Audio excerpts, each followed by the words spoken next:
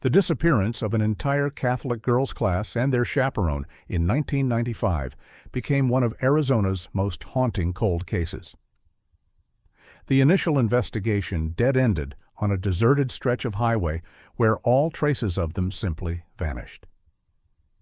After 7 years with no leads, the file was buried under the weight of time. But in 2002, a newly installed cargo X-ray scanner at the Nogales port of entry saw something that human eyes could not. Ghost-like silhouettes of multiple figures materialized on the screen, huddled inside a hidden compartment. The image would prove the 1995 disappearance was not a cold case, but an ongoing crime that had never stopped. The scent of old cigarette smoke and chronic failure permeated Barry Nussbaum's Tucson office, a smell Elena Morales had come to associate with the suffocating weight of the past 7 years. It was October 2002 and the world had moved on, but Elena remained anchored to a single, sun-drenched afternoon in 1995 when the first-grade class of St. Margaret's Academy for Girls had simply ceased to exist. "Barry, this is useless," Elena said, the edge in her voice honed by countless similar conversations. She tapped a manila folder resting atop the precarious stacks of paper covering his desk. Inside were grainy, long-distance photographs of a market in Mexico City, images so vague they could have been anyone, anywhere. "You promised a tangible lead on the Coyote network. This is just more smoke." Nussbaum leaned back, the faux leather chair protesting under his weight. He was a man whose investigative zeal had long ago surrendered to the ease of billing desperate clients. "Elena, I'm tracing the funds, but the trail evaporates south of Oaxaca. These aren't people who leave digital footprints. It's a ghost network." "A ghost network you charged me $5,000 to investigate," she retorted. The confined space of the office felt suddenly too small. She stood and began to pace, moving past the framed certifications that seemed to mock her with their impotence. Not one of those documents had brought her closer to Gabriela, her daughter, or any of the other 21 missing girls. She stopped at the window, staring out at the heat shimmering off the asphalt parking lot. She knew the reflection Nussbaum saw, a woman hollowed out by grief, sustained only by an obsession that made her an easy mark. Perhaps he was right, but that obsession was the scaffolding holding her life together. "I've given you every file, every theory the police discarded, every rumor whispered in the border towns," she said, turning back to face him, the weariness momentarily eclipsed by anger. "The bus was found on Route 82. Empty. No blood, no struggle, just silence. 22 6-year-olds and Sister Magdalena don't just vanish. Someone saw something. Someone always knows." "And I'm telling you," Nussbaum sighed, pinching the bridge of his nose, "that someone is likely dead or very, very rich. The initial police work was a disaster. We know this. The border was wide open in 95. They could be anywhere." He paused, then delivered the familiar blow with casual indifference. "Or nowhere." The cruelty of his apathy ignited a familiar rage. "Don't you dare," she whispered, the threat vibrating in the small room. The frustration finally boiled over, and she slammed her hand against the desk, rattling a lukewarm cup of coffee. "I need more than excuses. I need—" The sharp electronic trill of her cell phone sliced through the tension. Elena flinched, her heart executing the same painful leap it always did when an unknown number flashed on the screen. She didn't recognize the ID. "Morales," she answered, her voice clipped, her eyes locking briefly with Nussbaum's, who suddenly looked interested. "Mrs. Morales, this is Special Agent Marcus Thorne with the Federal Bureau of Investigation." The air left the room. The FBI had relegated the St. Margaret's disappearance to the cold case files years ago, buried under the weight of time and fresher tragedies. "Yes?" "We need you to come down to Nogales, immediately." Thorne's voice was professional, measured, yet beneath the calm surface, Elena detected an undercurrent of urgency she hadn't heard from law enforcement in half a decade. Nogales? Why? What's happened? There was a fractional pause on the line. There's been a development near the checkpoint. A discovery? We have several young women in custody. Elena's breath hitched. Young women. Gabriela would be 13 now. Did you find them? Is Gabriela there? We can't confirm any identities yet, Mrs. Morales, Thorne said, his voice carefully neutral. But given the circumstances of the discovery, we believe there may be a connection to the 1995 incident. How quickly can you get here? Elena was already moving, snatching her keys from her purse before the words had fully registered. I'm leaving now. She hung up and glanced at Nussbaum, who was watching her with a mixture of surprise and predatory interest. They found something, she said, the words feeling heavy and strange on her tongue. Well, I'll be damned, Nussbaum muttered. Maybe I should accompany you, offer my consultation services. No! Elena cut him off. The finality of her tone was absolute. She pulled a checkbook from her purse, scribbled a final payment with a trembling hand, and tossed it onto the desk. We're done, Barry. She walked out of the office, leaving the smoke and the stagnation behind. The drive south from Tucson was a blur of saguaro cacti standing sentinel against the harsh desert landscape. Elena gripped the steering wheel, her knuckles white. Hope, that dangerous, treacherous emotion she had fought to suppress for years, was surging through her, battling with the skepticism hardened by countless disappointments. She reached into the glove compartment, her fingers finding the familiar, worn edges of the photograph. It was the class photo of St. Margaret's first grade, taken just a week before the field trip. The colors were slightly faded, the image creased from years of handling. 22 little girls arrayed in brown and white plaid uniforms, crisp white collars, and neat red bows. Smiling faces, missing teeth, a tapestry of innocence. Her eyes immediately found Gabriela, front row, second from the left. Dark hair, bright eyes, a smile that hinted at a shy secret. Flanking the children were the two nuns, their habits stark against the red velvet curtain backdrop. A discovery. Young women. Elena pressed her foot down on the accelerator, the desert landscape rushing past as she raced toward the border, toward the terrifying possibility that the agonizing silence of 7 years was finally about to break. Hours earlier, the air at the U.S. Border Patrol checkpoint on Interstate 19, just north of Nogales, shimmered with the heat of exhaust fumes and the monotonous rhythm of cross-border commerce. It was a rhythm Agent Marcus Thorne had internalized during his 2 years stationed in the southwest border region. Technology had fundamentally altered the landscape of interdiction. Thorne, having reviewed the cold case files from the 1990s, knew that ERA had been defined by porous borders and rudimentary detection methods. But this was 2002. A surge in funding had brought advanced tools to the front line, most notably the new Z-Portal vehicle and cargo inspection system. It was this system, a massive structure that scanned vehicles as they passed through, that flagged the produce truck. The driver, Hector Villalobos, had been sweating profusely, a stark contrast to the air-conditioned chill of his cab. His manifest listed a routine cargo of tomatoes and squash, yet his hands had trembled visibly as he surrendered his paperwork to the primary inspection officer. The truck was directed through the Z-Portal.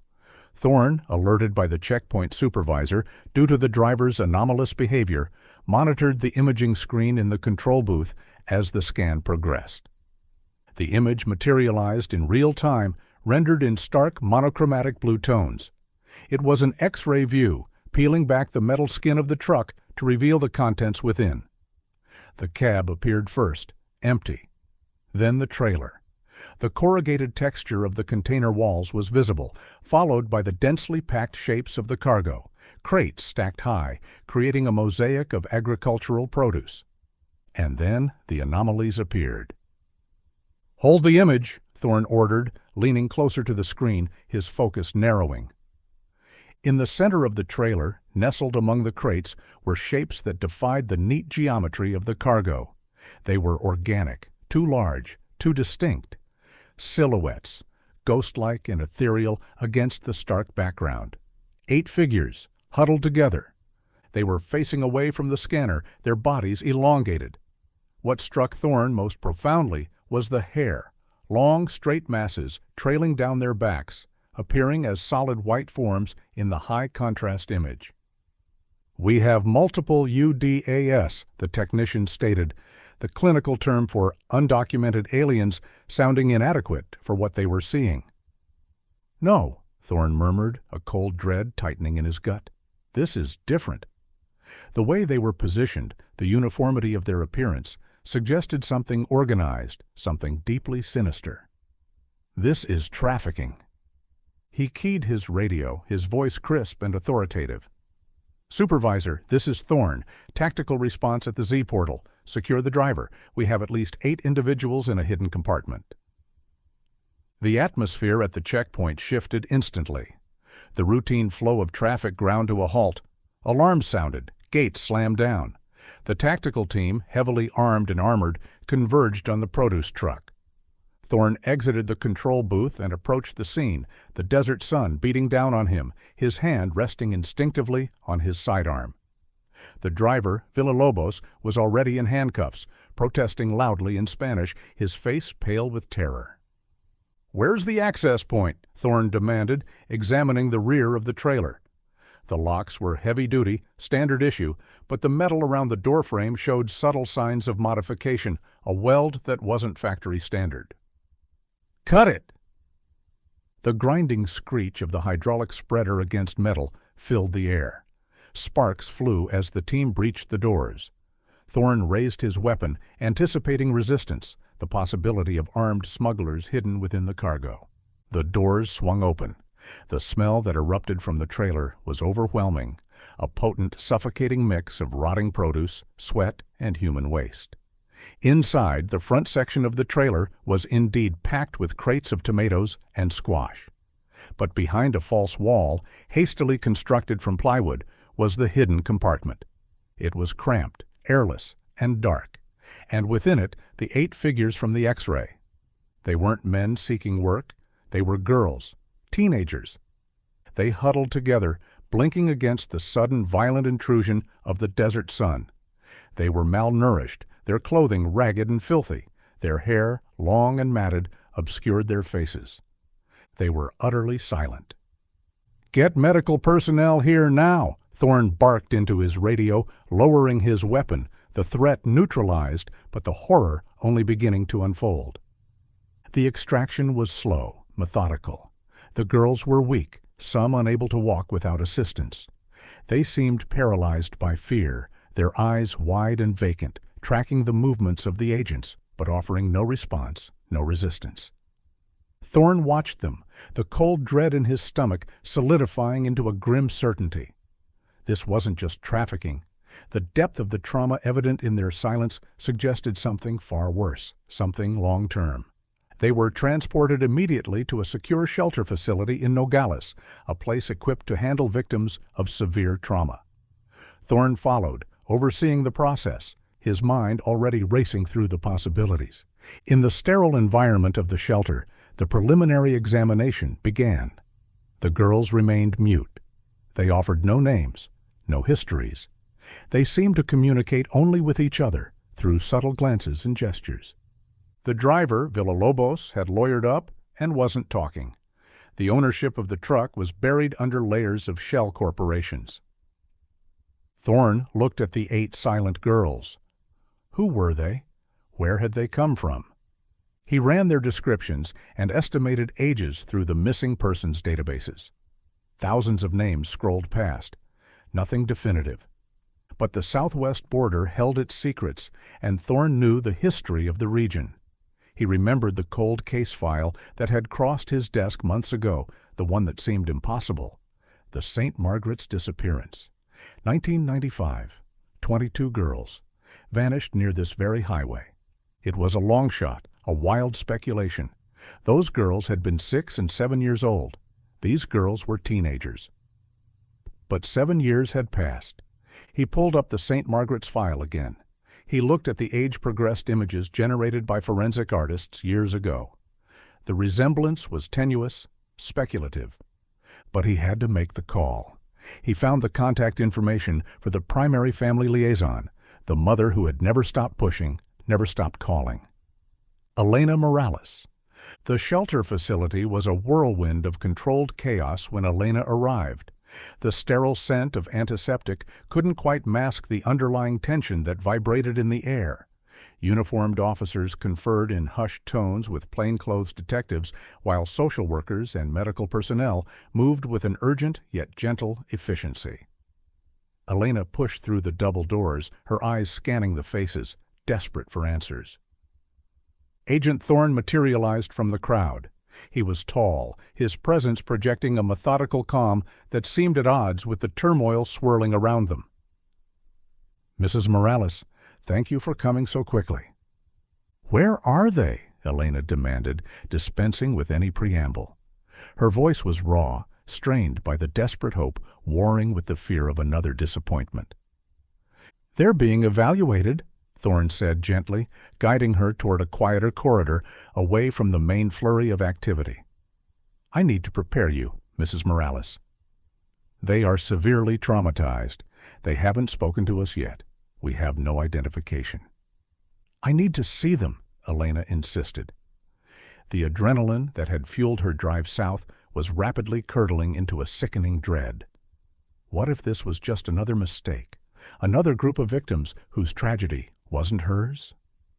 "We're facilitating that," Thorne assured her, "but we need to proceed with caution. For their sake, and for yours." He led her to an observation room separated from a larger common area by a wide panel of one-way glass. Elena approached the glass, her breath fogging the cool surface as she pressed her hands against it. Inside, the 8 girls were gathered. They had been cleaned up, dressed in identical gray sweatsuits that seemed to swallow their thin frames. They sat around a table, picking listlessly at the food provided. Their movements were hesitant, almost robotic, as if they were afraid of making a sound, of taking up space. Elena studied their faces, one by one, a painful inventory of loss. They were older now, the softness of childhood brutally erased by years of hardship. Their eyes, too large for their gaunt faces, seemed haunted by experiences Elena couldn't begin to fathom. She searched frantically for a flicker of recognition, a familiar feature, the ghost of the little girl she had lost. Nothing. Her heart plummeted. The crushing weight of disappointment, so familiar yet so acutely painful, settled over her. She had allowed herself to hope, and now the void was rushing back in, darker and deeper than before. Gabriella was not there. These were just 8 more broken children in a world full of them. They weren't hers. Tears blurred her vision, the sterile room dissolving into a watercolor of gray and white.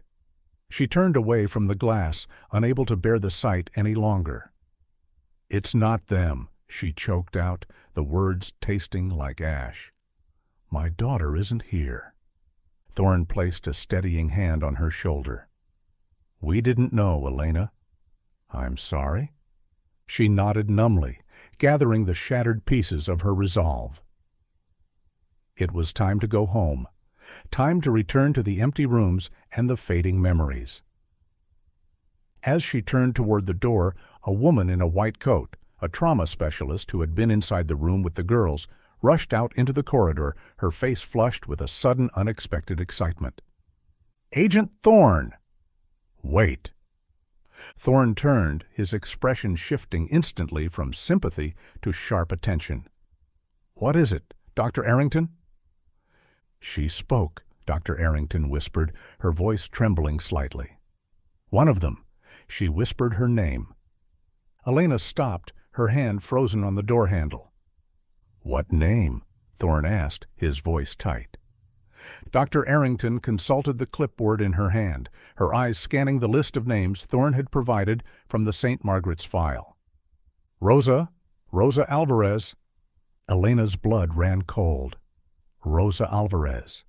She remembered the name, remembered the little girl with the bright smile and the long, dark braids who had been Gabriella's best friend. She turned back to the observation window, her heart pounding a frantic rhythm against her ribs. Inside the room, the atmosphere had shifted. The girls were looking at each other, a silent, profound conversation passing between them. "And the others?" Dr. Errington continued, her voice gaining strength, the realization dawning on her as she read the names. They followed. One by one, they're naming themselves. She read the names from the list. Ana Lopez, Teresa Jimenez, Carmen Reyes, Isabel Duarte, Marisol Vega, Clara Ramos, Julia Medina. 8 names, 8 of the 22. Elena stared at the girls through the glass, the reality of the situation crashing over her with the force of a physical blow. It was them, the missing children of St. Margaret's. They had been alive all this time. The relief was so profound, it was paralyzing. But it was immediately followed by a terrifying realization, a question that ripped the breath from her lungs. If these 8 were here, where were the others? Where were the remaining 14?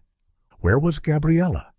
The void hadn't been filled. It had just grown infinitely larger, infinitely more terrifying. The silence of 7 years had broken, not with a joyful noise, but with a scream of anguish.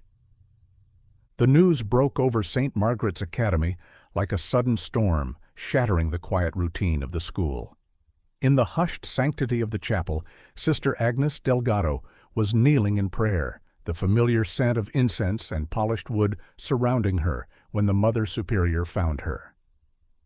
The words, "Found alive, Nogales," seemed incomprehensible at first, swirling in the air like the dust motes dancing in the stained glass light.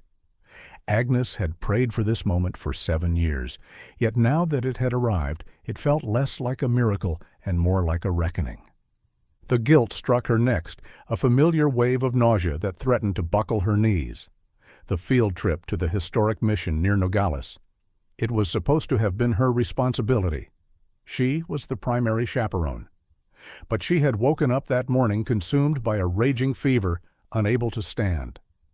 Sister Magdalena Cruz, her closest friend in the order, had taken her place without hesitation. Magdalena, who had vanished along with the 22 girls. Agnes had lived with the agonizing question every day since, a thorn lodged deep in her soul. What if she had gone? Would things have been different? Would Magdalena still be alive? She stood on unsteady legs, her hands trembling as she clutched the simple wooden cross around her neck. "How many?" she whispered, the question barely audible. 8, the Mother Superior replied, her voice grave. The others? We don't know. Agnes knew what she had to do. The path forward was clear, terrifying, but unavoidable. She had to go to them. She had to face the consequences of her absence. She drove to Nogales, the familiar desert landscape blurring past, her mind trapped in the agonizing loop of the past, the what-ifs echoing in the silence of the car. At the shelter facility, the atmosphere remained tense, the air thick with the unspoken trauma of the rescued girls. Elena Morales was there, pacing the corridor outside the observation room like a caged animal, her energy radiating a mixture of fury and desperation. Agnes recognized her instantly. Elena had become the public face of the tragedy, the relentless advocate who refused to let the world forget. Agnes approached her hesitantly, the weight of her habit feeling heavier than usual. "Elena?" Elena turned, her eyes red-rimmed but blazing with a fierce intensity. She recognized Agnes, too, the nun who hadn't been there. The silence between them was heavy, charged with unspoken accusations and a shared, profound pain. "I had to come," Agnes whispered, the words feeling hopelessly inadequate. Elena studied her face, searching for something, her expression unreadable. "Why?" she asked, her voice flat, devoid of emotion. "To seek absolution?" The bluntness of the question struck Agnes like a blow. "No," she replied, meeting Elena's gaze, refusing to look away. "To help. They might talk to me. They remember me. Elena considered this. The FBI interviews had been slow, painstaking. The girls were deeply traumatized, resistant to the authority figures who had failed to protect them. Maybe Agnes was right. A familiar face, a connection to the life they had lost, might be the key to unlocking their memories. "They won't let me in there," Elena said, gesturing toward the observation room, the frustration evident in her voice. "They say it's too overwhelming for them." "Let me try," Agnes insisted, her voice gaining a quiet strength. Agent Thorne, recognizing the potential value of Agnes's presence, agreed. Elena and Thorne watched through the one-way glass as Agnes entered the room. The girls looked up, their expressions guarded, their bodies tense. But as Agnes approached the table, a flicker of recognition passed through their eyes, a subtle shift in the atmosphere. "Rosa?" Agnes whispered, addressing the girl who had first spoken, her voice soft, gentle. "Do you remember me? Sister Agnes?" Rosa studied her face, her eyes wide and cautious, searching for the memory of the woman who had taught her to read, who had bandaged her scraped knees. Then, slowly, almost imperceptibly, she nodded. The tension in the room eased slightly. Agnes sat down at the table, her presence a calming anchor in the storm of their trauma. The interviews began again, this time with Agnes leading the questioning, guided by the trauma specialists. The process was agonizingly slow, the girls' memories fragmented, buried under layers of pain and fear. They spoke in whispers, their voices monotone, devoid of emotion, as if reciting a story that had happened to someone else. They described the hijacking, the rented school bus stopping on the rural road, men with guns, their faces obscured by masks. Sister Magdalena. This was the first time they mentioned her. The memory seemed to ignite a spark of emotion in their vacant eyes. They remembered her fighting back, fiercely, desperately trying to protect them. They remembered her screaming at them to run, placing herself between them and the armed men. They remembered the men dragging her away, her habit torn, her cries abruptly silenced. They didn't know what happened to her. They described being taken to a holding location, a ranch. The sensory details were vague but vivid. The smell of dust and manure, the sound of dogs barking in the distance, the cold nights and the scorching days. They were held there for days, maybe weeks. They weren't sure. Time had become meaningless, a blur of fear and survival. And then the crucial detail, the split. "They separated us," Teresa Jimenez whispered, her eyes fixed on the table, the memory unfolding in her mind. "They took the others." "The others?" Agnes asked gently, her heart pounding. "Who?" Teresa listed the names. 14 names, a roll call of the missing, including Gabriela. The 8 of them had stayed at the ranch. For years. They didn't know why they were kept while the others were moved. A random selection, a cruel twist of fate. "Where did they take them?" Elena urged through the intercom system, her voice tight with desperation. The girls shook their heads. They didn't know. A truck had come in the night. The others were loaded onto it, their cries echoing in the darkness. They never saw them again. The realization settled over Elena like a shroud. Gabriela had been moved, deeper into the darkness, further away from the light. The fragmented memories of the 8 survivors offered a tantalizing glimpse into the abyss, but the fate of the remaining 14 remained shrouded in mystery. The investigation had a starting point, the ranch, but the trail of the others was already cold, vanishing into the vast, unforgiving landscape of the borderlands. The descriptions provided by the girls were a mosaic of sensory impressions rather than a concrete road map. The pungent smell of creosote after a rain, the distant rumble of cattle trucks on a gravel road, the silhouette of a distinctive, craggy rock formation against the bruised purple of the desert sunset. These fragments, however, were enough for the investigators to begin the painstaking process of narrowing down the possibilities. Satellite imagery, Topographical maps and property records were cross-referenced, the digital search contrasting sharply with the visceral nature of the clues. The focus gradually centered on a cluster of remote ranches west of Nogales, nestled in the rugged, unforgiving terrain near the border. Elena, fueled by a desperate urgency that gnawed at her insides, pushed Thorne to act. Every hour that passed felt like a betrayal, a missed opportunity. "You have the potential locations.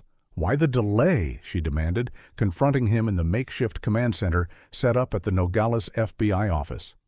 The air was thick with the smell of stale coffee and the hum of computers. "We're building the case, Elena," Thorne replied, his patience strained but holding.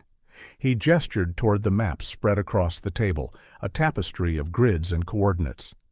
"We need ironclad probable cause for a warrant. We have to ensure we have the right location. If we go in prematurely and it's the wrong place, we tip our hand to the network. While you're waiting for ironclad, they could be moving evidence. They could be running." The frustration in her voice was a palpable thing. "I understand your urgency," Thorne said, meeting her gaze. "But we have to follow procedure." Elena had lost all faith in procedure. Procedure hadn't protected the girls 7 years ago. Her distrust extended to the local authorities. The Nogales Police Department had been involved in the initial investigation back in 1995, and Elena remembered their sluggishness, their dismissive attitude toward the frantic families. She noticed one officer in particular lingering on the periphery of the command center, a man whose presence seemed to cast a subtle shadow over the proceedings. Officer Javier Barrientos. He was older now, heavier around the middle, but the face was the same. He had been one of the first responders at the scene of the abandoned bus. She remembered his bored expression, the way he had seemed more interested in his paperwork than in the missing children. Now he observed the proceedings with a detached air that seemed practiced, almost theatrical. But Elena noticed the way his eyes tracked the conversations, the way he seemed to be listening intently, absorbing every detail. A cold suspicion, sharp and unsettling, began to take root in her mind.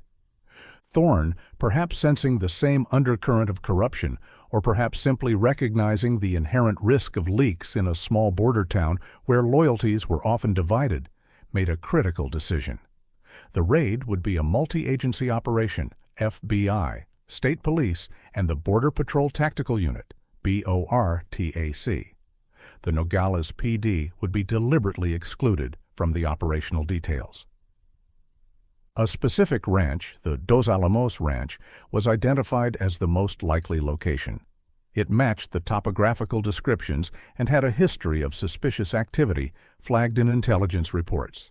The raid was scheduled for the following morning in the obsidian darkness before dawn. "We'll notify you as soon as we have actionable intelligence," Thorne told Elena, the standard reassurance sounding hollow in the tense atmosphere. That wasn't good enough. She wouldn't sit by and wait for a phone call. Not this time. She and Agnes, now united by a shared, desperate purpose, decided to follow the convoy. They waited in a darkened car parked near the FBI office, the silence between them heavy with anticipation. As the tactical vehicles began to roll out, silent and ominous in the pre-dawn gloom, Elena pulled out behind them, maintaining a discreet distance, her headlights off. The convoy headed west, leaving the city limits and entering the rugged, desolate landscape of the borderlands. The paved road turned to dirt, the terrain becoming increasingly treacherous, the dust kicked up by the vehicles hanging in the air like a shroud. They reached a ridge overlooking the Dos Alamos Ranch. Elena parked the car, cutting the engine. The silence of the desert was absolute, broken only by the distant cry of a coyote. Below them, the ranch was spread out, a cluster of buildings huddled in the valley, bathed in the pale moonlight. The lights of the tactical vehicles were visible as they approached the perimeter, tiny pinpricks of light against the vast darkness. Elena raised a pair of binoculars to her eyes, her hands trembling. Agnes sat beside her, her lips moving in silent prayer, the rosary beads slipping through her fingers. The wait was agonizing. Every minute stretched into an eternity. The anticipation was a physical ache, a tightening in her chest that made it difficult to breathe. This was it. The place where the darkness had taken root. The place where Gabriella had been taken. Elena watched, her eyes fixed on the ranch, desperate to witness the outcome, terrified of what they might find in the heart of the desert night. The Bortak team moved with a lethal grace, breaching the perimeter of the Dos Alamos ranch under the cover of the fading darkness. Agent Thorne followed close behind, the weight of his tactical gear familiar, his senses heightened by the adrenaline surging through him. The air was cold, crisp, carrying the scent of dust and anticipation. The ranch house was the primary target. The tactical team stacked up against the front door, their movements synchronized, the tension palpable in the silence before the storm. Breach! The command shattered the silence. The door splintered inwards under the force of the battering ram. The team flooded the house, their voices sharp, authoritative, moving from room to room with practiced efficiency. Empty. The house was deserted, but the silence felt recent, fragile. There was a faint aroma of coffee hanging in the air. A half-eaten meal sat on the kitchen table, the food cold, abandoned. The occupants had left in a hurry, the evacuation swift, professional. "Clear!" the team leader shouted, the word echoing in the empty house.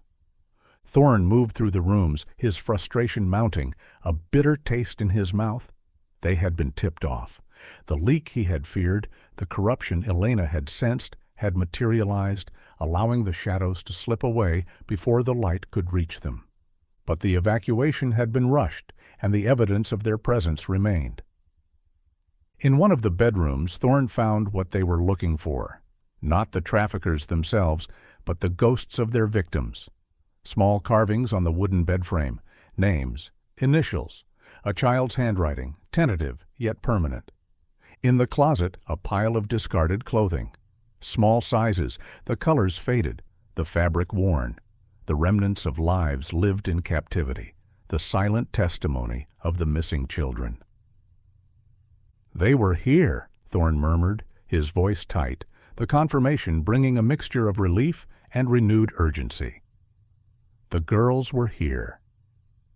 The search expanded to the outbuildings, the barn, the stables, the storage sheds, all empty, devoid of life.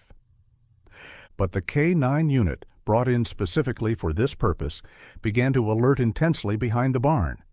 The dogs, trained to detect the scent of death, whined and paced, their focus fixed on a specific area.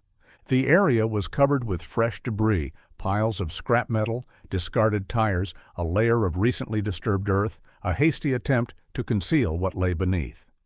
"Here!" the handler shouted, pointing to the spot where the dog was digging frantically, the desperation in its movements mirroring the dread spreading through Thorne.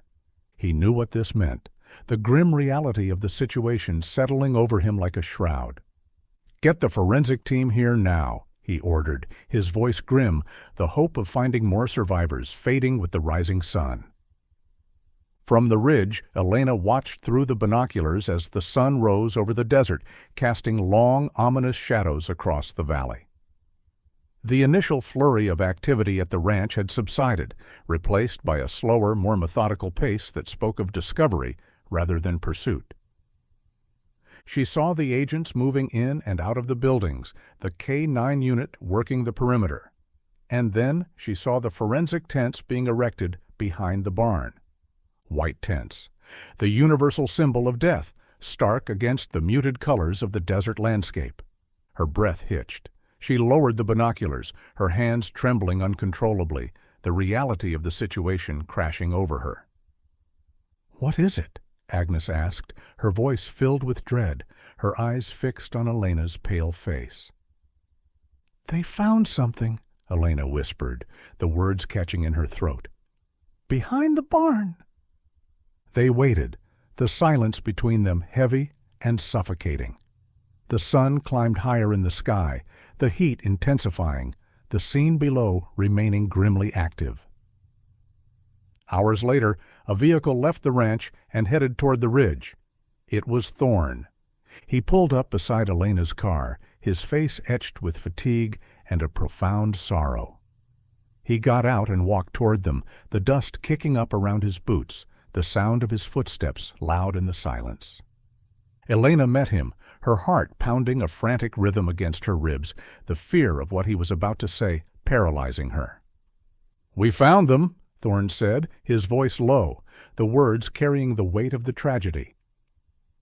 Elena searched his face, desperate for a glimmer of hope, a qualification, a denial. "Not alive," he clarified, the words falling like stones, crushing the fragile hope she had clung to. Elena closed her eyes, the world tilting beneath her feet, the abyss opening up before her. "A mass grave," Thorne continued, his voice heavy with emotion. 7 bodies. Small, consistent with the ages of the missing girls. 7. The number hung in the air, suspended between the past and the present, a testament to the brutality of their captors. "And another one," Thorne added, his gaze shifting toward Agnes, his expression softening with sympathy. "Separate. Shallow grave. We found this." He held out a small evidence bag. Inside, a silver cross on a simple chain, tarnished but recognizable. Agnes recognized it instantly. Sister Magdalena. She gasped, a strangled cry escaping her lips, tears streaming down her face. The guilt that had haunted her for 7 years finally found its release in a torrent of grief, the confirmation of her friend's fate, a devastating blow. Forensic analysis would later confirm the grim reality. Sister Magdalena Cruz had been executed shortly after the abduction. A single gunshot wound to the back of the head. A martyr's death.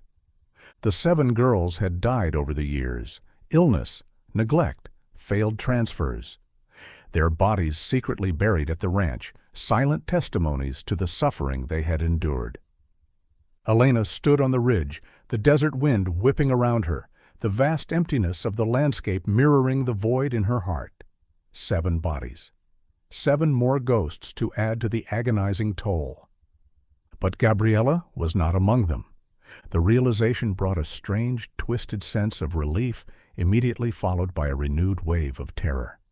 If Gabriella wasn't here, where was she? The darkness had not ended. It had only deepened, the trail leading further into the abyss. The process of identification was a descent into a sterile, cold hell. The forensic pathologist's office was permeated by the smell of disinfectant, a futile attempt to mask the odor of death. Elena, bound by her role as the primary family liaison, felt an obligation to be present, to bear witness to the agonizing confirmation of the fates of the 7 girls found at the ranch. One by one, the families of the missing children were brought in, their faces a roadmap of grief and terror. They had clung to hope for 7 years, and now that hope was being systematically dismantled. The evidence was presented with a clinical detachment that belied the horror it represented. Dental records, DNA analysis, the remnants of clothing and jewelry, the fragments of lives cut short, the irrefutable proof of their tragic end. Elena held their hands, offering what little comfort she could, her own heart shattering with each confirmation, the shared grief a suffocating blanket that threatened to smother them all. But Gabriella was not there. The 7 victims were classmates, friends, the little girls who had shared Gabriella's laughter and innocence. They had died in captivity, their lives extinguished by the casual brutality of their captors.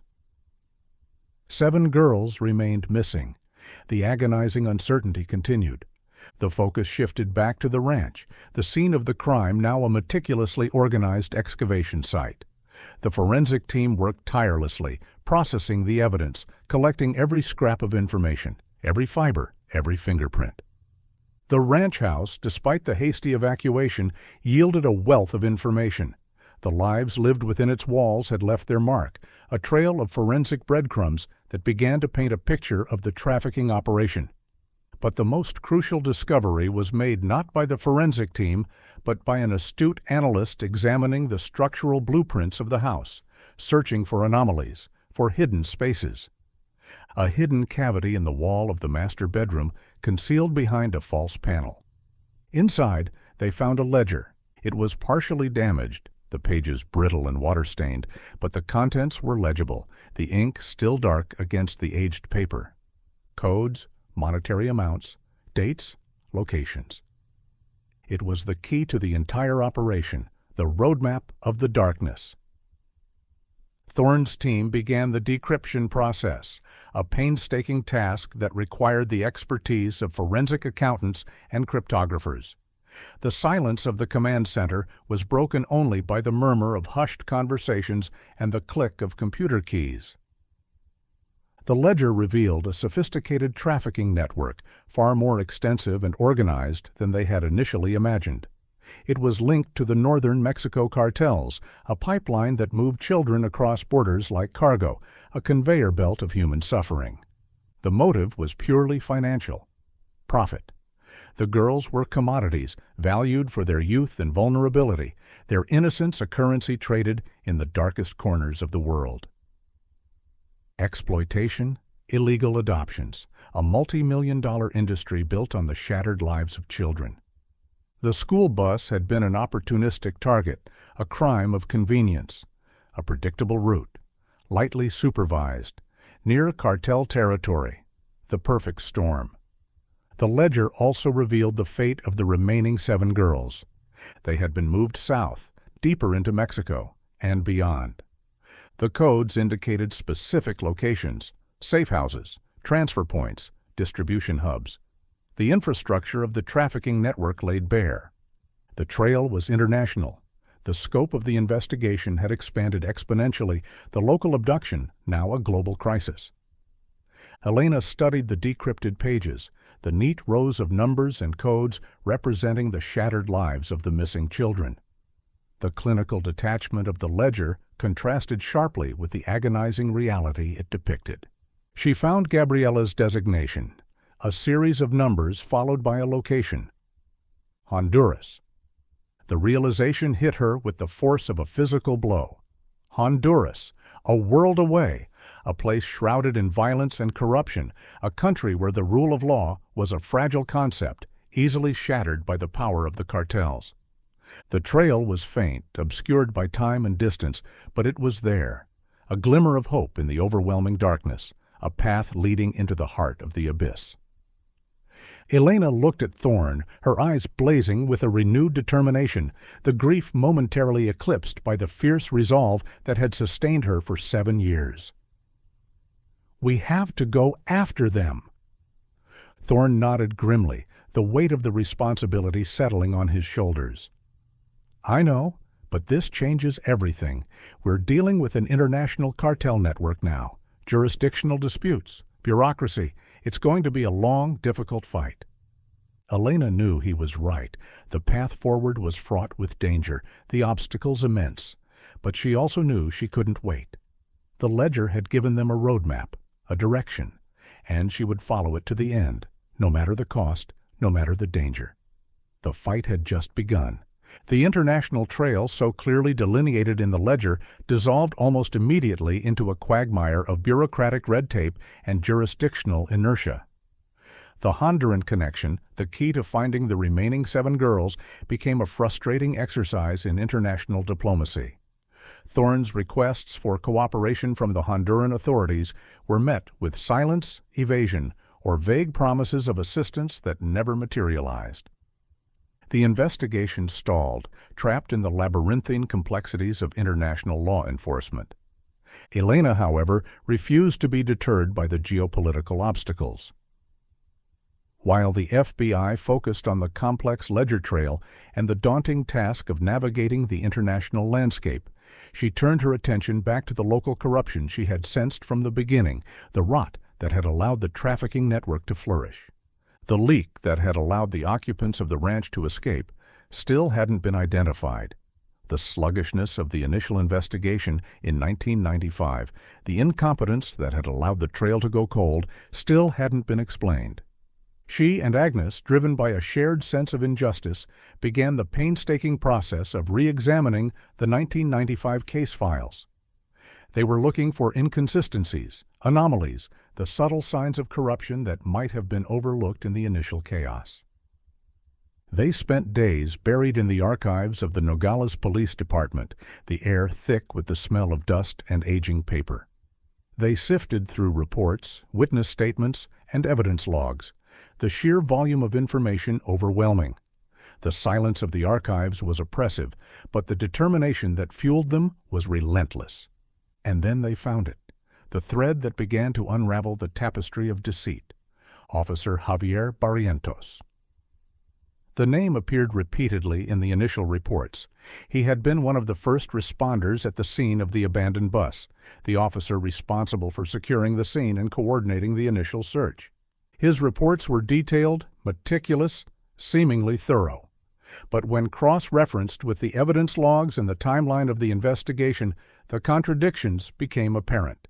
He claimed to have secured the scene immediately, yet the evidence log showed that crucial evidence, fingerprints, fibers, the remnants of the children's belongings, had been contaminated or lost, the scene compromised by unauthorized personnel. He claimed to have initiated a search immediately, yet the timeline showed a significant delay between the discovery of the bus and the mobilization of search teams, the critical first hours wasted, the trail allowed to fade. The inconsistencies were subtle, easily dismissed as incompetence or the chaotic nature of the initial response. But Elena saw a pattern, a deliberate, methodical effort to obstruct the investigation, to sabotage the search. Barrientos was the shield, the corrupt element within the system that had protected the traffickers, allowing them to operate with impunity. Elena knew they needed proof. Suspicion wasn't enough to bring down a decorated police officer. They needed tangible evidence of his corruption. Feeling the FBI was moving too slowly on the local angle, their focus diverted by the international complexities of the case, Elena and Agnes decided to take matters into their own hands. They started following Barrientos. They were amateurs, driven by desperation and fueled by adrenaline, operating on instinct and the fragmented knowledge gleaned from the case files. They learned the rhythms of his life, his patrol routes, his favorite bars, his home address. They observed him living a lifestyle that didn't match a police officer's salary. A new, expensive truck, designer clothes, frequent dinners at high-end restaurants, the subtle signs of illicit income. They spent nights parked outside his house, the darkness their ally, watching, waiting.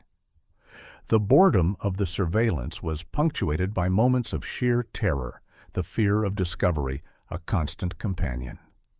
One evening, their vigilance paid off. Barrientos left his house and drove toward the secluded warehouse district on the outskirts of Nogales, an area known for its illicit activities. Elena followed, maintaining a discreet distance, her heart pounding in her chest. He pulled into the parking lot of an abandoned warehouse, the windows boarded up, the walls covered in graffiti, a skeletal remnant of the city's industrial past. A few minutes later, a black SUV with tinted windows arrived, the engine idling, the occupants obscured by the darkness. Two men got out. Elena recognized them from the FBI's organized crime database, their faces familiar from the mugshots she had studied, known cartel associates. Elena parked the car in the shadows of an adjacent building, the darkness concealing their presence. She pulled out a camera with a telephoto lens, her hands trembling as she focused the lens. She watched as Barrientos approached the men. The exchange was brief, professional, the body language speaking volumes. An envelope passed from the men to Barrientos. Money, a payoff, the price of his silence, his complicity. Elena raised the camera and began taking pictures, the shutter clicking softly in the silence of the night, the sound barely audible, yet deafening in the tense atmosphere. The proof they needed, the evidence that would expose the corruption and break the case wide open, the tangible proof of the betrayal that had cost the children their freedom, their innocence, their lives. Elena focused the lens, zooming in on Barrientos' face as he quickly thumbed through the cash in the envelope. The sickly yellow illumination from a nearby streetlight cast harsh shadows across his features, momentarily highlighting the avarice that had allowed the darkness to flourish for so long. She pressed the shutter button again, capturing the defining moment of his betrayal. And then disaster struck. The camera's automatic flash, a feature she hadn't realized was activated, engaged. A blinding strobe of light illuminated the darkness, a beacon signaling their presence. Barrientos looked up, his eyes widening in shock, then narrowing in recognition. He saw her. The connection was instant, the implications devastating. The two cartel associates reacted with the predatory instincts of seasoned criminals. They drew their weapons, their movements fluid and menacing, their attention shifting from the transaction to the threat. "Go!" Elena shouted, throwing the camera onto the passenger seat and slamming the car into reverse. The tires screeched against the asphalt, the sound tearing through the silence of the deserted warehouse district as she spun the car around. Gunshots erupted, the sharp reports echoing off the metal walls of the warehouses. The rear window shattered, showering them with glass, the impact throwing them forward. Elena floored the accelerator, the car fishtailing as she raced toward the exit, the adrenaline surging through her, overriding the terror. The black SUV was right behind them, its headlights blinding in the rearview mirror, a predator closing in on its prey. The chase was a blur of speed and survival. Elena weaved through the narrow streets, the SUV matching her every move, its superior power and handling evident.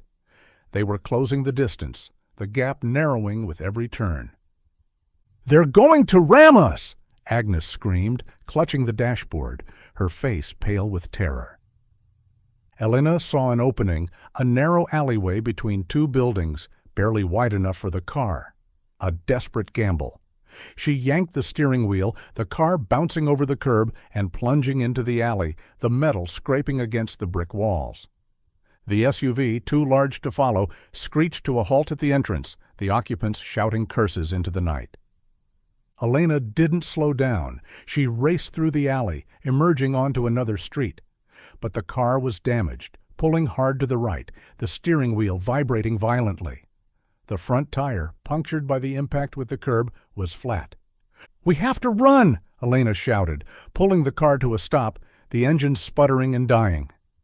They abandoned the car, scrambling out into the darkness, the sound of their footsteps echoing in the silence. They could hear the shouts of the men behind them, the sound of their pursuit intensifying, getting closer. They plunged into the shadows of another warehouse, the vast space offering a temporary refuge. They hid behind a stack of pallets, the smell of dust and decay filling their nostrils. They held their breath, the silence pressing in around them, amplifying the sound of their pounding hearts. They heard the men searching, their voices muffled, their movements cautious, methodical. They were close. Too close. Elena gripped Agnes's hand, her knuckles white, the reality of their situation settling over her.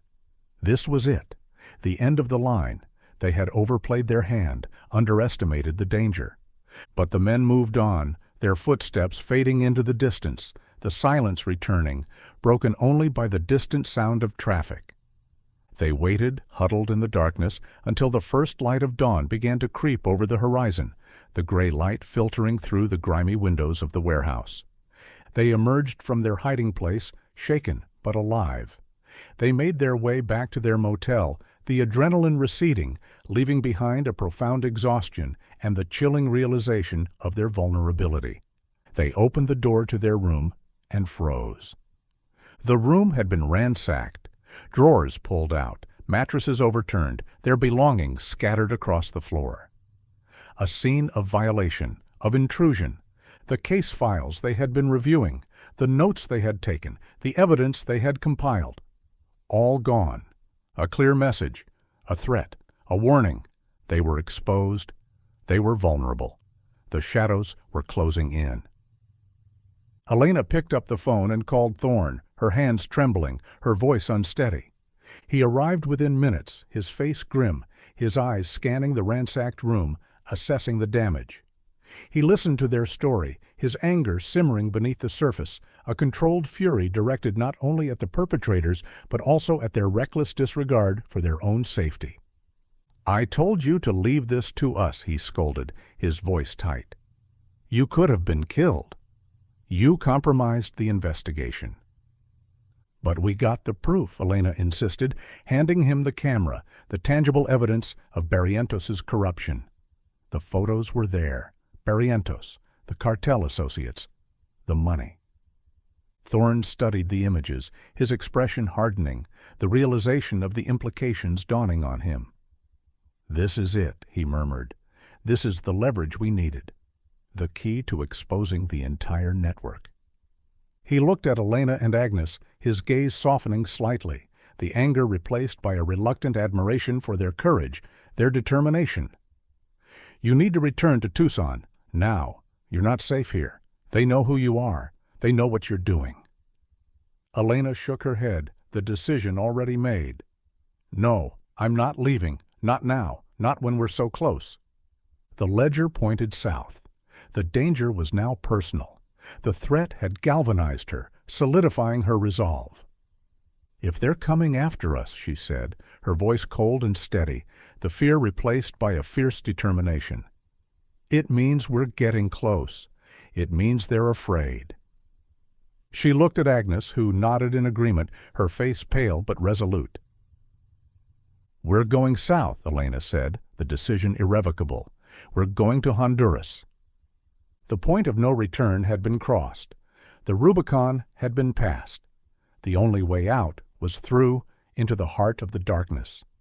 The decision to pursue the trail into Honduras was a leap of faith into the abyss, but the logistics of the journey were a daunting challenge.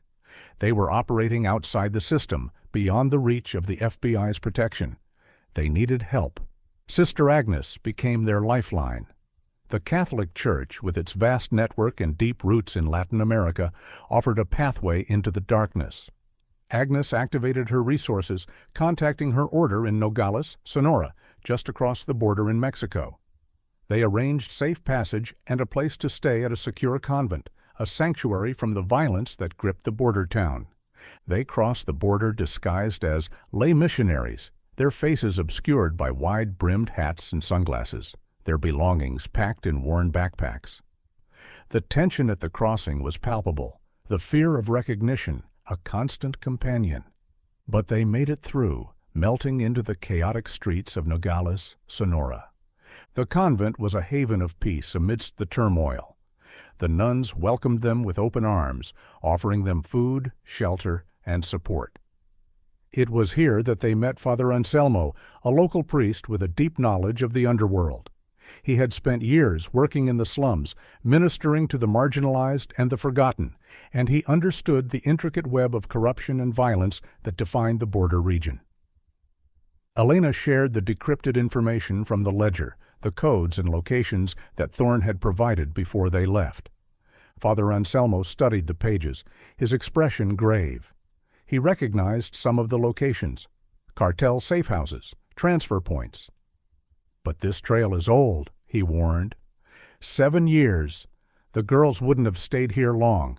They would have been moved south, to the main distribution hubs. He pointed to the designation in the ledger that indicated Honduras. "San Pedro Sula," he said, "the heart of the darkness. A city controlled by the cartels, the gangs, the corrupt officials. If the girls were taken there, finding them will be almost impossible." The reality of the situation settled over Elena like a shroud. The scope of the network was overwhelming. The danger was immense. But the ledger offered a glimmer of hope, a specific connection to a network specializing in international trafficking and illegal adoptions based in Honduras. "We have to try," Elena insisted, her voice unwavering. Father Anselmo studied her face, recognizing the fierce determination in her eyes. "I will help you," he said. "I have contacts in Honduras. People who fight against the darkness, but you must be careful. The path you are walking is paved with blood." He arranged their travel documents, false identities, and a secure means of communication. The journey south began. A perilous trek through the heart of Mexico, following the faint trail left by the traffickers heading toward the epicenter of the violence. Honduras awaited, the final destination, the place where the darkness had taken root. Honduras greeted them with a suffocating blanket of humidity and the palpable tension of a society living on the edge. San Pedro Sula, the city identified in the ledger, was a sprawling metropolis characterized by extreme poverty and endemic violence. It was, at the time, one of the most dangerous cities in the world. The official investigation, hampered by international bureaucracy and the deep-seated corruption of the Honduran government, had stalled completely. Thorne's efforts to coordinate with local authorities were futile. Elena and Agnes were on their own. The reality of their situation was stark. They were two women in a foreign country, hunting for ghosts in a city controlled by shadows. They needed professional help, someone who understood the terrain, the players, the rules of the game. They needed resources. The investigation had already drained Elena's savings. The cost of operating in this environment, bribes, safe houses, transportation, was astronomical. The desperate gambit began. Elena liquidated her assets. The house in Tucson, the small business she had built, all sold, the proceeds wired to a discreet offshore account. Agnes, leveraging the same network that had facilitated their journey south, secured funds from a discreet church charity dedicated to combating human trafficking. With the funds secured, they sought out the expertise they needed. Father Anselmo's contacts led them to Mateo Varga. Varga was a private security consultant specializing in extractions in Central America. He was cynical, expensive, and highly skilled. A former military intelligence officer, he had operated in the gray zones of international conflict for years. They met him in the lobby of the only secure hotel in the city, a fortified compound protected by armed guards. Varga was compact, muscular, with eyes that seemed to assess every threat, every angle. Elena laid out the situation, the ledger, the trail, the missing girls. Varga listened patiently, his expression unreadable. "This is a suicide mission," he said when she finished, his voice flat. "The network you're describing is controlled by the cartels. They own the police, the government, the streets. You go digging around, you disappear. Simple as that." "We know the risks," Elena replied, meeting his gaze. "But we have to try. These are our children." Varga studied her face, recognizing the same fierce determination he had seen in countless conflict zones. "My fee is $50,000, he said. "Half now, half upon completion. If you get killed, the balance is still due." Elena didn't hesitate. "Done!" The alliance was forged. The journey into the heart of the darkness began. Mateo Varga became their guide, their protector, their strategist. He navigated the treacherous landscape of San Pedro Sula, opening doors that would have remained closed to them, translating the language of the streets, the subtle cues and signals that define the underworld. The environment was volatile, dangerous. The presence of foreigners was immediately noticed, scrutinized. They moved cautiously, changing locations frequently, using encrypted communications, operating in the shadows. The search began. A desperate attempt to pick up a trail that was 7 years cold, in a city where secrets were buried deep and the price of information was blood. Mateo began by activating his network of informants, a shadowy collection of former police officers, journalists, and low-level criminals who traded information for cash. He used the ledger data as a starting point, the codes and monetary amounts offering clues to the scope and scale of the trafficking operation. The trail was faint, obscured by time and the inherent secrecy of the underworld. The trafficking routes used 7 years prior had shifted, the players had changed, the alliances had fractured. They spent weeks chasing ghosts, following leads that dissolved into dead ends. The frustration was mounting, the exhaustion profound. The oppressive heat and the constant threat of violence wore them down. Elena, however, remained relentless. She pushed Mateo, demanding results, refusing to accept defeat. The breakthrough came not from the ledger, but from the streets. Mateo located a former coyote, a human smuggler who had operated in the region 7 years prior. He was now living in hiding, fearing retribution from his former employers. Mateo arranged a meeting in a secluded location, a dilapidated warehouse on the outskirts of the city. The coyote was nervous, his eyes darting around the dimly lit space. Mateo offered him money, protection, a way out. In exchange, he demanded information. The coyote remembered the group of young American girls. They had arrived in the middle of the night, escorted by armed men. They were terrified, silent. He confirmed they were brought to a notorious conditioning facility run by the cartel, a place where victims were broken, their identities erased, their spirits crushed.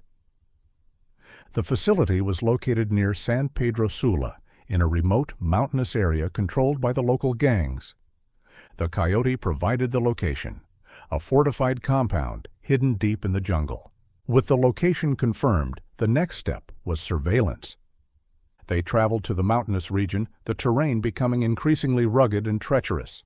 The compound was located in a valley surrounded by dense jungle, accessible only by a single dirt road. It was heavily guarded. Armed men patrolled the perimeter, their weapons visible, their postures menacing.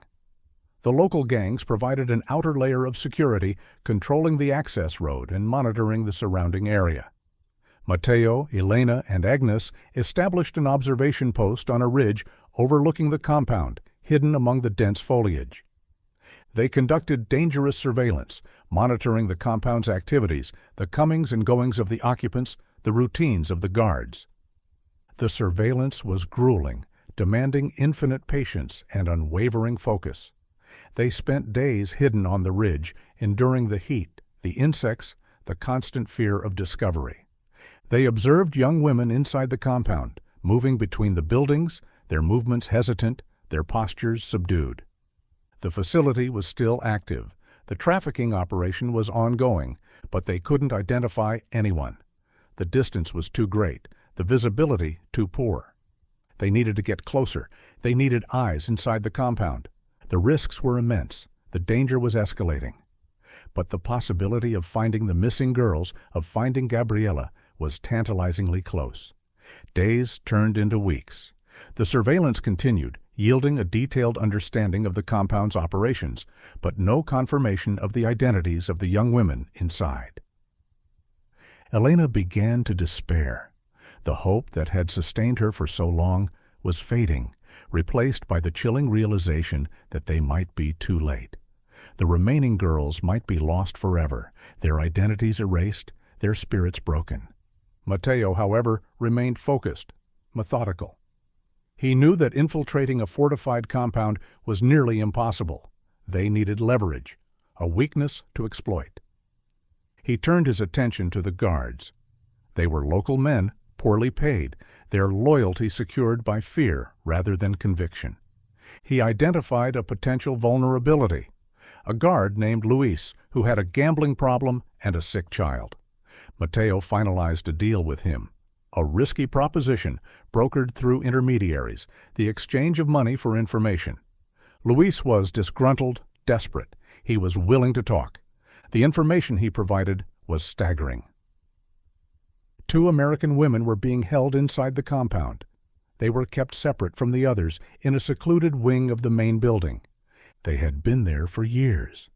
They were considered high value, their movements restricted, their contact with the outside world non-existent. And they were scheduled to be moved. The next night, their transfer was being handled with extreme secrecy. They were being taken to a new location, deeper in the interior, beyond the reach of any potential rescue attempt. The urgency of the situation escalated instantly. This was their only chance. Luis confirmed the descriptions. They matched the age progression of the St. Margaret's girls. He also provided critical intelligence, patrol schedules, a security blind spot, a copied keycard for the secluded wing. The plan began to take shape, a high-risk extraction relying on stealth, speed, and the insider intel. An official raid was impossible. The local authorities were corrupt, compromised. Any attempt to involve them would result in disaster. They had to do this themselves. Elena looked at Matteo, her eyes blazing with a renewed determination. "We go tonight." Matteo nodded grimly. The odds were against them. The risks were immense. But the opportunity was there. A fleeting window of opportunity that would close forever if they didn't act. The decision was made. The extraction was on. The final confrontation awaited. The weather turned that evening, a tropical thunderstorm rolling in from the Caribbean, unleashing a torrent of rain that lashed the jungle canopy. The thunder boomed, echoing through the valley, the lightning illuminating the landscape in brief, blinding flashes. It was the perfect cover. Matteo reviewed the extraction plan one last time. It was centered on timing, precision, and the intelligence provided by the insider, Luis.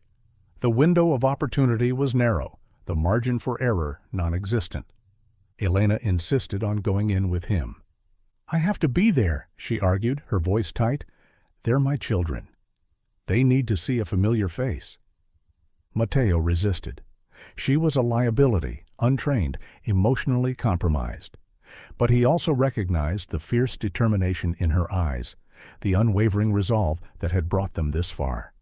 He reluctantly agreed. Agnes would remain at the rendezvous point, a secluded location a few miles from the compound, serving as their lifeline, coordinating their escape route. They prepared their gear: dark clothing, night vision goggles, encrypted radios. Matteo carried a suppressed weapon, a last resort in case things went wrong. The approach was treacherous. The heavy rain had turned the jungle floor into a quagmire, the terrain slippery and unstable. They moved slowly, cautiously, the sound of their movements masked by the roar of the storm. They reached the perimeter of the compound. The floodlights cast long, distorted shadows through the driving rain. The guards huddled in their shelters, their visibility limited, their attention focused on staying dry. They bypassed the main perimeter security using the route identified by Luis. A blind spot in the camera coverage, a section of the fence hidden by the dense foliage. They cut through the fence, the sound of the wire cutters muffled by the thunder. They slipped inside the compound, the adrenaline surging through them. They moved toward the main building, keeping to the shadows, their movements fluid and synchronized. They reached the service entrance, the location provided by Luis. It was unguarded, as promised. Matteo used the copied key card. The lock clicked softly. The door swung open. They were inside. The interior of the building was dimly lit, the air thick with the smell of disinfectant and decay. The silence was absolute, broken only by the sound of the rain drumming against the roof. They moved silently toward the secluded wing where the Americans were held, the tension unbearable with every step. Elena's heart pounded against her ribs, the fear a cold knot in her stomach. But the determination that fueled her was stronger. They were close, so close. The infiltration had been successful. The extraction was within reach. But the darkness still held its secrets, and the night was far from over. The corridor leading to the secluded wing was long and narrow, the walls lined with reinforced doors. The air was cold, sterile. The silence was absolute. They reached the designated cell, the final barrier. Matteo positioned himself against the wall, covering the corridor. Elena approached the door. She used the key card. The electronic lock buzzed, a green light flashing. She pushed the door open. The cell was small, dimly lit by a single fluorescent bulb. The air was stale, the smell of fear palpable. Inside, two figures were huddled together on a narrow cot. Elena rushed toward them, her heart leaping into her throat. They looked up, their eyes wide with shock and terror. They were young women, their faces pale and drawn, their hair long and unkempt. Elena recognized them instantly. The memory of the class photo, the innocent smiles of the 6-year-old girls, superimposed over the haunted faces of the teenagers before her. Florencia Silva, Sofia Beltran. The relief was so profound, it was paralyzing. They were alive. But the relief was immediately followed by a crushing realization. Gabriella was not there. The void that had driven her for 7 years remained agonizingly empty. The finality of it hit her even as she worked to help the girls. "We're here to help you," Elena whispered, her voice trembling. "We're taking you home." Florencia and Sophia stared at her, their expressions uncomprehending. They had been held in captivity for so long, the concept of freedom seemed alien to them. "We have to move," Mateo urged from the corridor, his voice tense. Elena helped the girls to their feet. They were weak, unsteady. They moved toward the door, their movements hesitant, robotic. As they stepped out into the corridor, they heard voices approaching. An unscheduled patrol rotation, a twist of fate. "Back!" Mateo hissed, pulling them back into the shadows of an alcove. They pressed themselves against the wall, holding their breath, the silence amplifying the sound of the approaching footsteps. The patrol, 2 guards armed with assault rifles, walked past them, their conversation muffled, their attention focused on the end of the corridor. They didn't see them. But as they passed the cell, one of the guards noticed the door was slightly ajar. He stopped, his expression shifting from boredom to suspicion.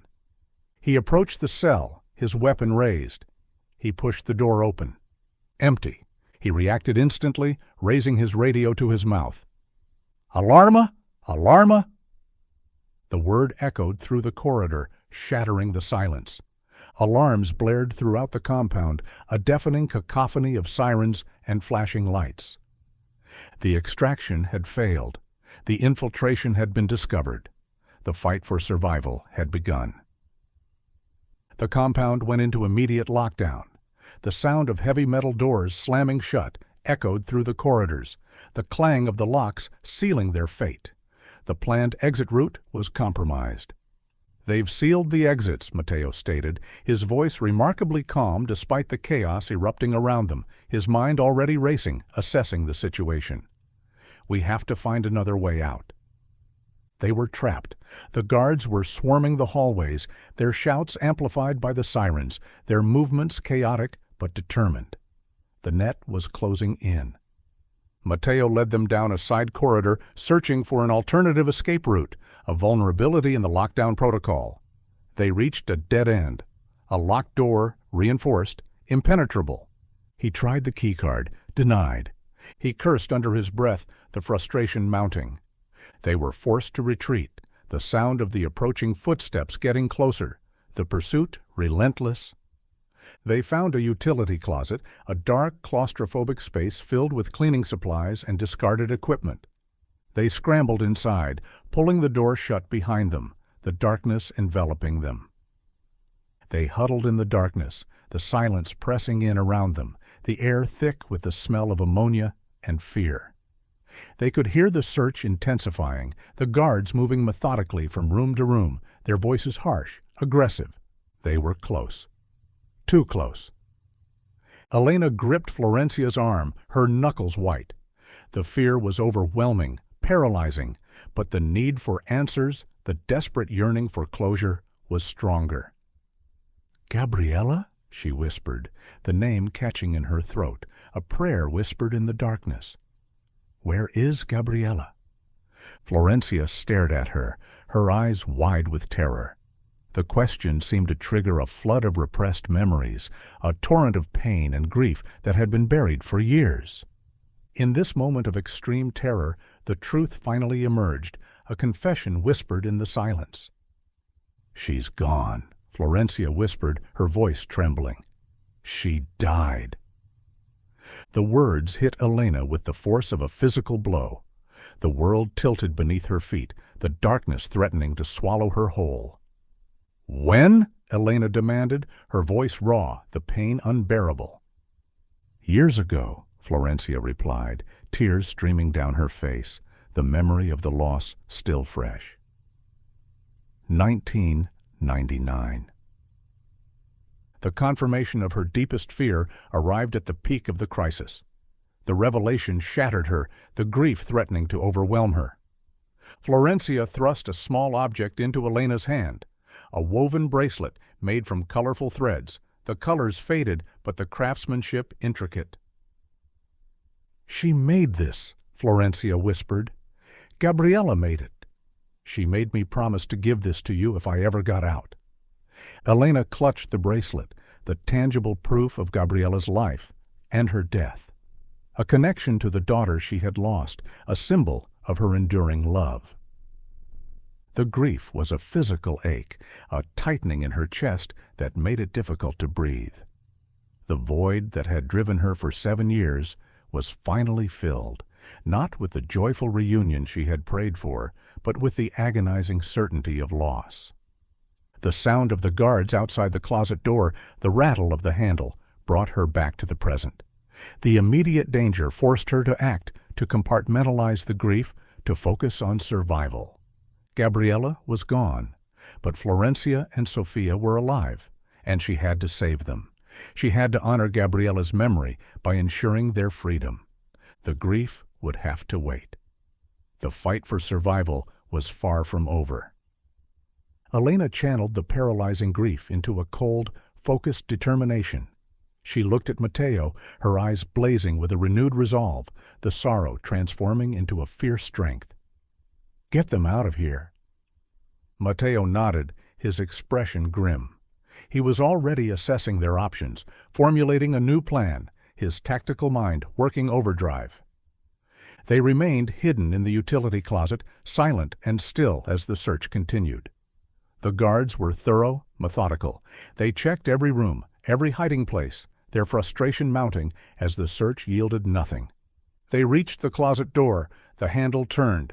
Mateo raised his weapon, preparing for the inevitable confrontation, the burst of violence that seemed unavoidable. But the door didn't open. It was locked from the inside, a small detail that saved their lives. The guards cursed, rattled the handle violently, and moved on, their footsteps fading down the corridor. A stroke of luck, a fleeting reprieve in the chaos. Mateo realized the search was concentrating on the main building exits. The guards assumed they were still inside, trapped in the labyrinthine corridors of the compound. He signaled that they had to move. Now, while the attention was focused elsewhere, he had identified a weak point during the surveillance, a drainage channel near the outer fence line, a potential escape route, a path through the darkness. They slipped out of the closet during a lull in the patrols, the corridor momentarily empty. They moved through the shadows, avoiding the floodlights that swept across the compound, their movements slow and agonizingly cautious. They made their way across the compound grounds, the rain still pouring down, masking their movements and sounds, the storm their ally. The distance to the fence line felt infinite. Every shadow seemed to conceal a threat, every sound amplified the tension. They reached the drainage channel, a narrow opening in the concrete wall, obscured by the overgrown vegetation. They crawled inside, the passage tight and muddy, the smell of decay overwhelming, the darkness absolute. They moved through the darkness, the sound of the sirens fading behind them, the chaos of the compound replaced by the suffocating silence of the underground passage. They emerged under the fence, on the other side of the perimeter. They were out, but they were not safe yet. They were still deep in hostile territory, the jungle surrounding them, the threat of pursuit a constant companion. They plunged into the dense, dark terrain, prioritizing evasion over speed. The jungle was treacherous, the path slippery and unstable. They navigated the difficult terrain in the dark, the rain lashing down, the exhaustion profound. They reached the extraction point, the secluded location where Agnes was waiting, her prayers answered. She was there, the headlights of the vehicle cutting through the darkness, a beacon of hope in the storm. The relief was overwhelming. They scrambled inside the vehicle, shaken but alive. Mateo drove, pushing the vehicle to its limits, racing down the muddy road, away from the compound, away from the darkness. Elena sat in the back, clutching Gabriela's bracelet, the tears finally falling, a torrent of grief and relief. The escape had been successful, the extraction was complete, but the cost had been devastating. Mateo drove through the night, putting as much distance as possible between them and the compound. They reached a secure location by dawn, a safe house arranged by Mateo's contacts, hidden deep in the interior of the country. The safe house was a sanctuary, a place where they could finally lower their guard, where the constant threat of violence was replaced by a fragile sense of peace. Elena mourned Gabriela. The confirmation of her death brought a painful closure, the end of the agonizing uncertainty that had defined her life for 7 years. She sat alone, clutching the woven bracelet, the tangible connection to the daughter she had lost. The grief was a physical ache, a profound sense of loss that threatened to overwhelm her. But she was not alone. Florencia and Sofia, slowly emerging from the trauma of their captivity, shared their memories of Gabriela. They spoke of her bravery, her resilience, her unwavering spirit. They described how she had protected them, comforted them, given them hope in the darkest of times. They confirmed the fate of the other 4 missing girls. They had been trafficked elsewhere, deeper into the network. They had died over the years, their lives extinguished by the brutality of their captors. Gabriela had survived for several years, but ultimately succumbed to illness and neglect in 1999. Elena listened to their stories, the tears streaming down her face. The image of Gabriela, not as the innocent 6-year-old in the class photo, but as the resilient young girl fighting for survival, solidified in her mind. The grief was still there, a constant companion, but it was now tempered by a sense of pride, a profound admiration for the daughter she had never truly known. Mateo arranged safe passage back to the U.S. The journey was long, arduous, but uneventful. They arrived in Tucson, the familiar landscape a stark contrast to the violence and chaos they had left behind. The reunion was held at a secure location, a private gathering of the 10 survivors and their families. The initial 8 rescued at the border, and the 2 rescued from Honduras.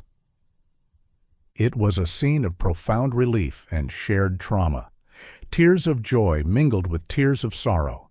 The families embraced their children, the years of separation collapsing in a torrent of emotion. Elena watched them, a bittersweet ache in her chest.